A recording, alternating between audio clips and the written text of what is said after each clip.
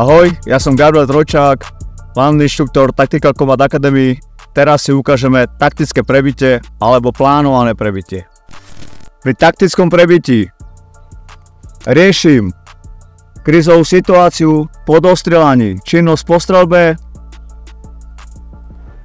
Je dôležité skontrolovať si náboj v nábojej komore, zbraň je odistená, prse mimo spúšť, vyberám zásobník z nosiča, prehadzujem zásobníky zbraní, odkladám zásobník. Po prebití skontrolujem si okolie, či sa mi nezmenila situácia počas taktického prebitia a zaisťujem zbraň.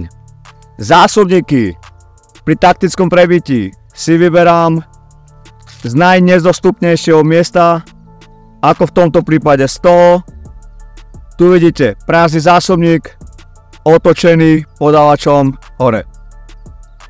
Lebo zo zbrane vyberiem zásobník s menšou kapacitou munície a odložím ho na najťažšie dostupné miesto. Druhý spôsob taktického prebitia je kvázi háčkový spôsob. Znova činnosť po streľbe, zbraň ostáva odistená, prst je mimo spúšť, vyberám zásobník z nosiča. Dôležité, malíček mám pod zásobníkom, palcom a ukazovákom držím zásobník, ktorý som vyťahol z nosiča, prikladám vedľa zásobníku, ktorý mám v zbrani, vymením zásobníky, skontrolujem zásobník, ktorý som vybral zo zbrane a odložím ho na pozíciu. Znova si skontrolujem okolie po taktickom prebití, či sa nezmenila situácia a zaistím zbraň.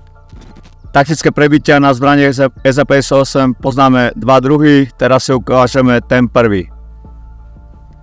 No a po dostrelaní situácie skontrolujem si okolie, náboj v komore, vyberám zásobník zo zbrane, dám si ho pod pazuchu, vyberám na zásobník z nosiča, vkladám ho zo zbrane. Zásobník spod pazuchy si skontrolujem, aby som vedel v akej kondícii, odkladám si ho na miesto. Po taktickom prebití skontrolujem si okolie, či sa nezmenila situácia a zaisťujem zbraň. Prečo používame zásobník pri taktickom prebití, že ho dávame pod pazuchu? V situáciách, kedy by sa zmenila bezpečnostná situácia a ja by som musel znova použiť zbraň, môžem nahodiť zbraň, zásobník držím pod pazuchou a neprídem o ten zásobník, neprídem o tú muníciu, ktorú mám v tom zásobníku. Po vyriešení situácie si ten zásobník znova môžem odložiť na pozíciu. Druhý spôsob taktického prebitia na zbrani EZ-58. Po vyriešení krízovej situácie, činnosť po streľbe,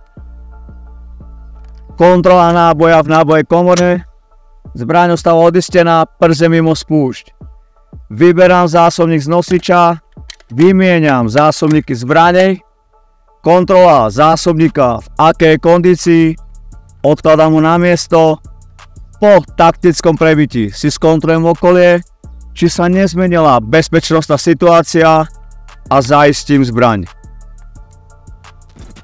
Výhodou tohto typu taktického prebitia je ten, že skrácujem minimálnu dobu, kedy je v zbrani iba jeden náboj. Nevýhodou, nie vo všetkých situáciách sa mi to môže podariť. V situáciách, kedy mám oslabené ruky, mokré ruky, skrhnuté ruky od zimy alebo malé dlane, nebudem schopný vykonať tento druh taktického prebitia.